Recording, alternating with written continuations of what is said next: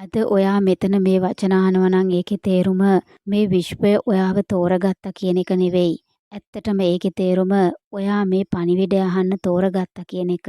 ඔව්, ඔයා තමයි ඒක තෝරගත්තේ. මේ විශ්වයත් ඔයත් දෙකක් කියලා වෙලාවකට ඔයා හිතුවත් ඔයාගේ ආත්මය දන්නවා. ඔයත් මේ විශ්වයත් කියන්නේ දෙකක් නෙවෙයි එකක් කියලා. ඔයා මේ විශ්වයේ අද්විතීය කොටසක්. ඔයා කියන්නේ මේ විශ්වයේ තියෙන සියල්ලම තියෙන ප්‍රභාස්වර අංශුවක්. ඔයාට අද මේ පණිවිඩය ලැබෙන්න ඕන කියලා තීරණය කළේ ඔයාමයි. ඔයා තමයි තීරණය කළේ ඔයාගේ ජීවිතයේ තියෙනවට වඩා සුවදායී එකක් කරගන්න. ඒ අරමුණ උදෙසා ක්‍රම විදි සහ උපාය උදව් හොයාගන්න. ඔයා ඒ තීරණය ගත්තට පස්සේ තමයි හැම දෙම ඒ පැත්තට කැරකෙන්න පටන් ගත්තේ. ඉතින් මගේ ආදරණීය අංශුව, අද මේ විශ්වය ඔයාට ස්තුති කරනවා. ඔයා ඔයාගේ ජීවිතය වඩා සුවදායී සහ සමෘද්ධිමත් කිරීමට තීරණය කළාට. ඉතින් අද දවසේ ඔයාට පණිවිඩය ලැබෙනවා. මේ කතා කරන්නේ පිරිසිදු පැහැදිලි හිතින් ඊටාම ඕනකමින් අවංකවම කාලය වෙන් කරගෙන නොඑක් ක්‍රමවලින් තමන්ගේ අරමුණට යන්න හැදුවත් තවමත් යන්න බැරි වුණ ඔයාට හුඟක් අයට සාර්ථක වුණ විෂුවලයිස් කරන ක්‍රම, ස්තුති කරන ක්‍රම, වන්දනා කරන ක්‍රම ආදී නොයෙකුත් ක්‍රම එකක්වත් ඔයාට සාර්ථක වුණේ නැහැ. සමහර ඒවා අර්ධ සාර්ථකත්වයක් ලැබුවත් ඒක සම්පූර්ණ වුණේ නැහැ. ඒ නමුත් මෙතන ඔයා ගැන තියෙන පුදුමම දේ තමයි ඔයා තවමත් අතෑරියේ නැති එක. මේ කියන්නේ අරමුණ ගැන විතරක් නෙවෙයි. ඔයා තවත් ක්‍රමයක් අත්හදා බැලීම නතර කළේ නෑ. ඒ මොකද කිව්වොත් ඔයාගේ ආත්මය දන්නවා මේ ක්‍රම ඔක්කොම සාර්ථක ක්‍රම බව. ඒ ක්‍රමය ඔයාට නොගැලපෙන නිසා ඔයාට සාර්ථක ප්‍රතිඵල නොදුන්නත් ඒ ක්‍රමයක් නරක ක්‍රමයක් නෙමෙයි. ඒ සියලු ක්‍රම සහ විධි මේ විශ්වය එක් ආකාරයේ මිනිසුන් උදෙසා සූදානම් කරලා තියෙනවා. ඔයා ඒ අසාර්ථක වුණු හැම ක්‍රමයකමත් දැන් අත්හදා බලමින් ඉන්න ක්‍රමය වගේම අනාගතයේ ඔයා අත්හදා බලන්න යන ක්‍රමයක් කියන හැම ක්‍රමයකම පොදු ලක්ෂණයක් තියෙනවා. ඒක තමයි ඔයාගේ විශේෂත්වය. ඒ සියලු ක්‍රම සහ විධි ඇහැට පේන්නේ නැති, අතින් අල්ලලා බලන්න බැරි, ඔප්පු කරලා පෙන්වන්න බැරි ශක්තියින් හෝ ප්‍රභවයන් මත රඳා පවතිනවා. ඒකේ තේරුම තමයි ඔයා ඇහැට නොපෙනෙන දේ විශ්වාස කරන කෙනෙක් කියන එක. මේ ලෝකේ එක කොටසක් මිනිස්සු තවමත් ඇහැට නොපෙනෙන දේ විශ්වාස කරන්නේ නැහැ. අද මේ විශ්වය හරිම ආදරෙන් ඔයාට කියනවා. ඔයත් මාත් අතර සම්බන්ධය ප්‍රබල බවට තියෙන සංකේතය තමයි මෙන්න මේක.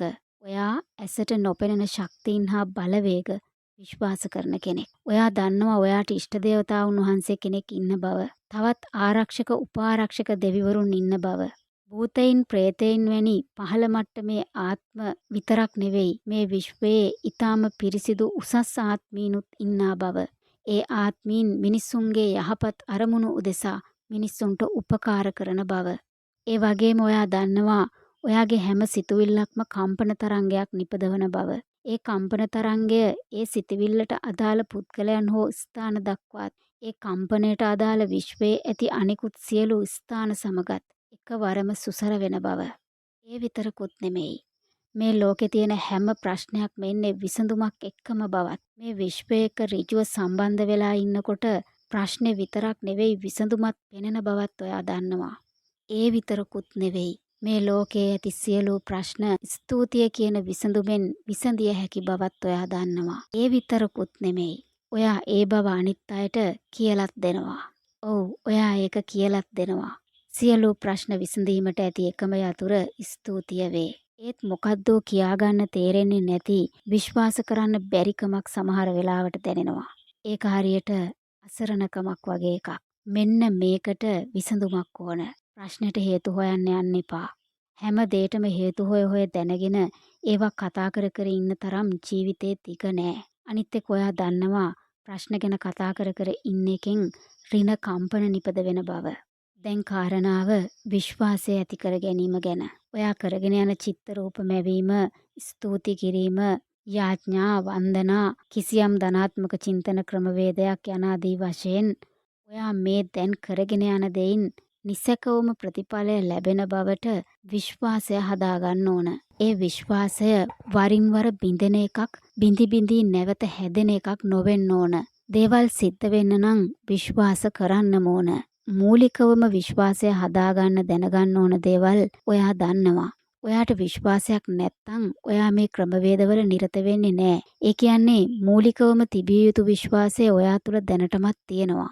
ඔයාට ඕන විශ්වාසය ත්‍රිවුර කරගන්න සහ ප්‍රබලව පවත්වාගෙන යන්න. විශ්වාසය තහවුරු කරගන්න.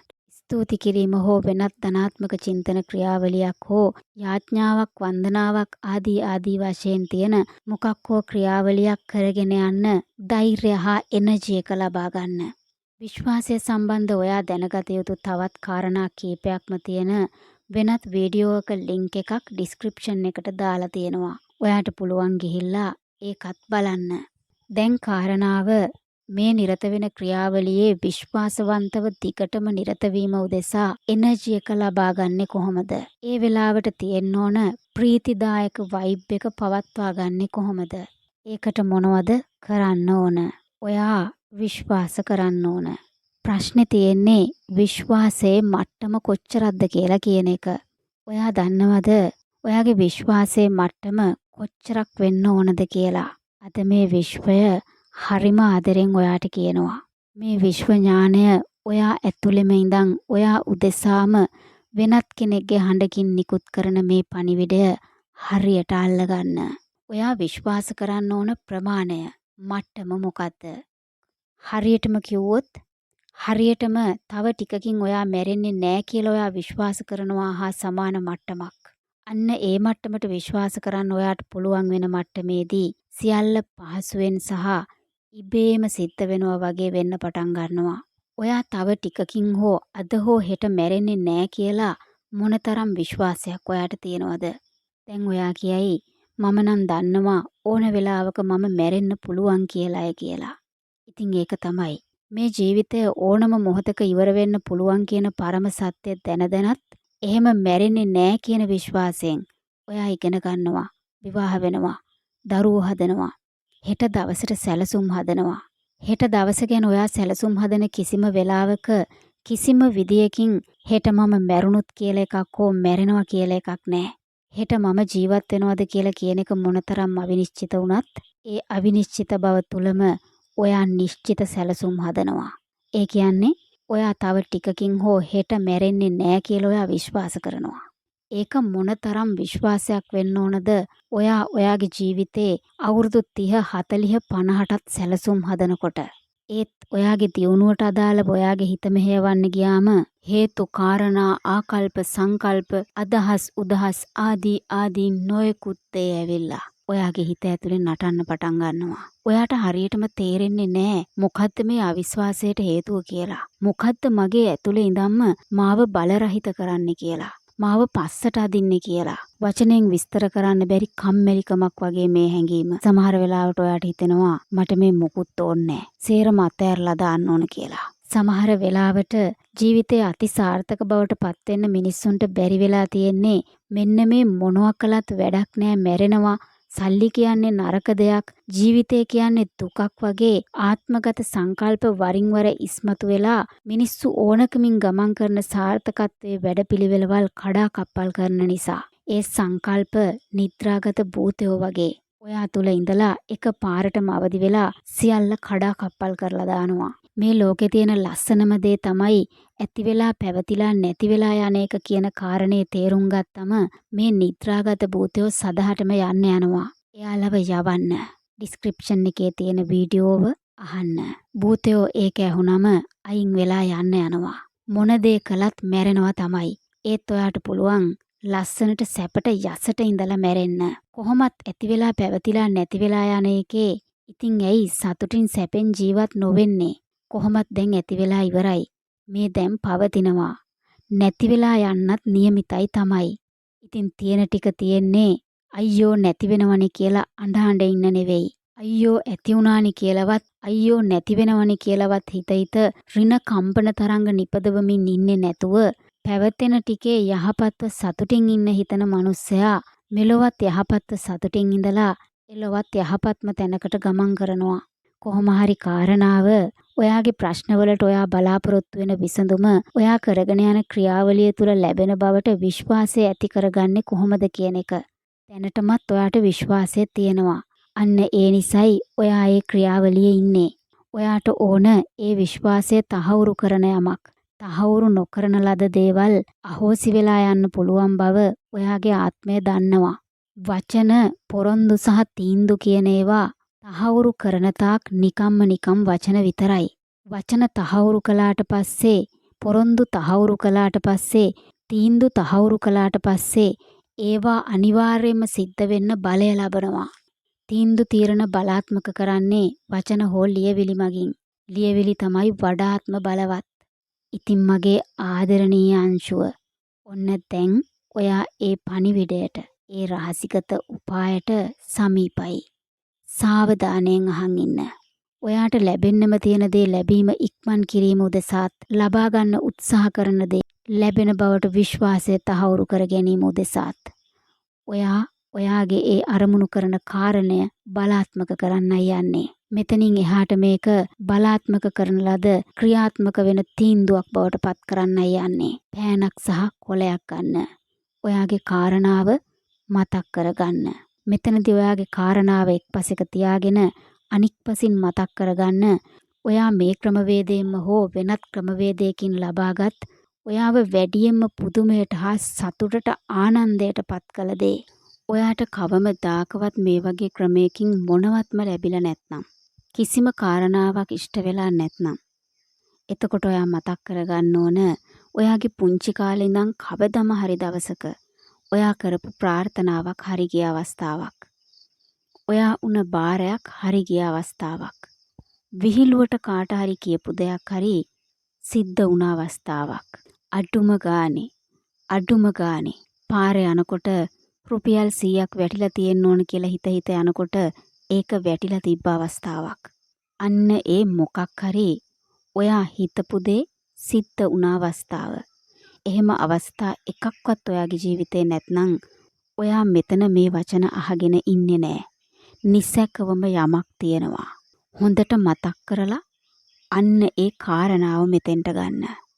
අන්න ඒ වෙලාවේ ආපු ඒ ආනන්දය, ඒ උද්‍යෝගය මතක් කරගන්න. දැන් ඒ ආනන්දයෙන්, ඒ උද්‍යෝගයෙන්ම ඔයාගේ වර්තමාන කාලයේ කාරණාව මුලින්ම ලියන්න. ඊළඟට ලියන්න අර අතීතේ ඔයාව අතිශයින් තෘප්තිමත් හා පුදුම කළ ලැබීම. අවසානයේට ඔයා එතන ලියන්න ඕන එදා මේක සිද්ධ වුණා වගේම තමයි අද මේකත් සිද්ධ වෙන්නේ කියලා. එදා මේක සිද්ධ වුණා වගේම තමයි අද මේකත් සිද්ධ වෙන්නේ. උදාහරණයකට ඔයාට දැන් ඕන අලුත් ෆෝන් එකක් ගන්න. මීට කලින් මේ වගේම ක්‍රියාවලියක් කරහා ඔයා ලබාගත්ත ඔයාව වැඩියෙන්ම සතුටට හා පුදුමයට පත් කළ දේ තමයි ඔයා හිතපු විදිහටම ඔයාට හම්බුණු ස්කූටර් එක. ඔයා ගත්ත කාර් එක. ගේ ඉස්සරහා කොටස හදාගන්න ලැබුණු එක. වෙඩින් එක ගන්න ලැබුණු එක. ඔයාගේ සම්බන්ධෙට අම්මලා කැමති වුණ එක. මේක ලියලා ඉවර වුණු ගමන් ඔයා මේක කටින් කියන්න ඕන. එදා මේක සිද්ධ වුණා වගේම තමයි මේකත් සිද්ධ වෙන්නේ. එදා මේක සිද්ධ වුණා වගේම තමයි මේකත් සිද්ධ වෙන්නේ. මෙතන තියෙන්නේ පැරණි උපක්‍රමයක්. ඔය පැරණි දේවාලවලට ගියාම ඔයා අහලා ඇති දේව කන්නලව් වල මේ ක්‍රමය තියෙනවා. තවද සක්‍රයාගේ ආරාධනාවෙන් පඬිපුර අඹරුකෙහි රන්නඹයක පිළිසිඳ පඬිරජුගේ තුන්නෙතින් නලලතේ නෙතමැකෙන්ට වරන් දුන්නා සත්‍යවාදී සැබෑවී නම් මෙහෙම කියලා අවසානෙට කියනවා මේ ඉහත කියූ කාරණා සත්‍යක්. මේ දැන් ඉදිරිපත් කරපු ප්‍රශ්නයට විසඳුමක් ලැබෙන බවත් සත්‍යක් බවට අපි විශ්වාස කරනවා කියලා. මෙතන තියෙන්නේ දෙවියන්ට එයා කරපු වැඩ ආපහු මතක් කර කර අගය කරන එකද, මිනිස්සුන්ට වගේ දෙවියන්ටත් මානසික අල්ලස් දීලා සතුටටපත් කරන එකද? නෑ, මෙතන කාරණා බොහොමයක් තියෙනවා. ඒ අතරින් මේ වෙලාවේ ඔයා දැනගන්න ඕන එක තමයි ඒ කරන්නේ පැරණි හාස්කම් සාක්ෂියට තබා වර්තමාන ප්‍රශ්නයට විසඳුමක් ලැබෙන බවට විශ්වාසය ඇති කර ගැනීම. තමන් තුළ ඒක බොහොම සුන්දර උපායක්. ආත්මක කරලා බලන්න. සිංහල පැරැන්නන් ළඟ තිබුණා බුද්ධ මන්තර කියලා කොටසක්. ඒවා භාවිතා කළේ ලෙඩ රෝග සුව කරගන්න. ඒවා පටන් ගත්තේ ඕන් නමෝ කියලා. ඊට පස්සේ බුදුරජාණන් වහන්සේගේ හෝ බෝසතාණන් වහන්සේගේ රෝගයක් පිළිබඳව විස්තරයක්. උදාහරණයකට අප මහා බෝසතාණන් වහන්සේගේ බඩේ රුජාවක් ඇති වූ තැනේදී මාත් මතුරෝය, මාගේ ගුරුවර හිතමිතුරෝත් මතුරෝය යනාදී වශයෙන් විස්තරයක් සහ ආමි රුජා, ගුරුම රුජා, බඩ රුජා යනාදී වශයෙන් අදාළ රෝගයේ විස්තරයකුත් කරලා අවසානයේට එදා ඒ කෙම් ක්‍රමයෙන්, එදා ඒ ප්‍රතිකාරයෙන්, එදා ඒ මන්තරයෙන් අප මහා බෝසතාණන් වහන්සේ සුවපත් වූ බව සත්‍යයි. ඒ සත්‍යයේ බලයෙන් මෙතන මේ රෝගය දුරු වෙනවා, ඇත්තයි සත්තයි සහතිකයි ස්ථීරයි ඒකාන්තයි වගේ වචන ටිකකින් මන්තරය අවසන් වෙනවා. අර කන්නලව්වේ වගේම මේ මන්තරයේ තියෙන්නේ එක්තරා ආකාරයක සත්‍යක්‍රියාවක්. නිසක බවට බලය නිර්මාණය කිරීමක්. ඔයාට ටිකකට කලින් ලැබුණු උපායට යොදාගෙන තියෙන්නේ මේ ක්‍රමයම තමයි. මේ කරන්නේ කාරණාව නිසක බවට පත් කිරීම. හරියට ඔයා තව ටිකකින් මැරෙන්නේ නෑ කියලා නිසක කොටගෙන ඔයා දවස සැලසුම් කරනවා වගේ. අන්න ඒ තරම් නිසක බවට මේ කාරණාව පත් කළාට පස්සේ ඒක ඉෂ්ට සිද්ධ වෙන එක නවත්තන්න දෙයියන්ටවත් බෑ. ඉතින් අදාළ වර්තමාන කාල කාරණාව ලියන්න. ඊළඟට අර කලින් ඔයාව ප්‍රහර්ෂයට පත් කරපු කාරණාව ලියන්න. ඊටත් පස්සේ අතීත කාල හාස්කමට, අතීත කාල ප්‍රාතිහාර්යයට, අතීත කාල ලැබීමට පෑන තියලා මේක සිද්ධ වුණා වගේ තමයි කියලා පෑන අරගෙන යන්න වර්තමාන කාලයට. එතෙන්ට පෑන තියලා කියන්න මේකත් සිද්ධ වෙන්නේ කියලා. මේක සිද්ධ වුණා වගේම තමයි මේකත් සිද්ධ වෙන්නේ. එදා මේ ලෙඩේ හොඳ වුණා වගේ තමයි අද මේ ලෙඩෙත් හොඳ වෙන්නේ. එදා ඒ දේ සිද්ධ වුණා වගේම තමයි අද මේකත් සිද්ධ වෙන්නේ. එක පාරක් ලිව්වට පස්සේ මතක් වෙන හැම වතාවකම කියන්න. කටින් කියන්න. මේක කියලා ඉවර වෙනකොට පොතට පෑනෙන් තට්ටුවක් දැම්මම නම් ගැම්මක් එන්නේ. තට්ටුව දාන්න. මේක සිද්ධ වුණා වගේම තමයි මේකත් සිද්ධ වෙන්නේ. ඒක කියලා ඉවර වෙනකොට මේසෙට අතින් තට්ටුවක් දාන්න හිතෙනවා නම් ඒ තට්ටුව දාන්න. හයියෙන් කියන වෙලාවට හයියෙන් කියලා ඉවර වෙනකොට අඩිය පොළවේ ගහන්න හිතෙනවා නම් අඩිය පොළවේ ගහන්න. ඔයාට කොයි තට්ටුවෙන්ද ගැම්මක් එන්නේ, කොයි තට්ටුවෙන්ද ප්‍රීතියක් එන්නේ, ඒ තට්ටුව දාන්න.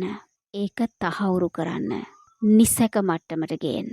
අන්න එතනදී ඒක ඉක්මනින් සිද්ධ වෙන්නත්, නිසකවම සිද්ධ වෙන්නත් බලය ලබනවා. හොඳට මතක තියාගන්න. නිසක බව පිළිබඳව කම්පනය. නිසක බව පිළිබඳව කම්පනය. අන්න එතෙන්ට මේ කාරණාව ගේන්න තමයි මේ උපාය. ඉතින් මේ විශ්ව ඥානය ඔයාට ආදරෙන් කියනවා. ඔයාට අද තවත් උපායක් ලැබුණා. ක්‍රියාත්මක කරලා බලන්න.